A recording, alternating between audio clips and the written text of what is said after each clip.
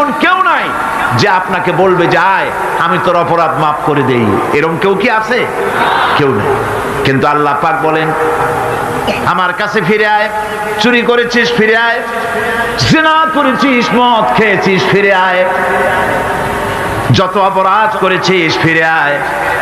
আল্লাহর কাছে বান্দা যখন তওবা করে গুনাহ করে মাফ চায়, আল্লাহ মাফ করে দেন। শুধু মাফ করেন না, শুধু মাফ করেন না, তার সাইয়্যাতগুলি আল্লাহ রাব্বুল আলামিন হাসানাত দিয়ে বদলায় দেন। সে যে গুনাহ করেছিল সেই গুনাহগুলি হাসানাত দিয়ে বদলায় দেন। তিনি এমন এক মহান সত্তা যার কাছে চাইলেই তিনি খুশি হন।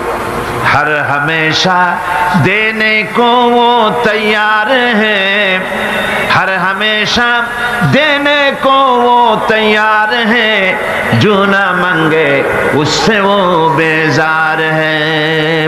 যে চায় আল্লাহ তারে বেশি করে দেন, যে চায় না আল্লাহ পাক তার প্রতি নারাজ হয়ে যান। সুতরাং চাওয়াটাই বেশি জরুরি। রাতের আধারে তাহাজ্জুদের নামাজ পড়ে মানুষ যখন কান্দে,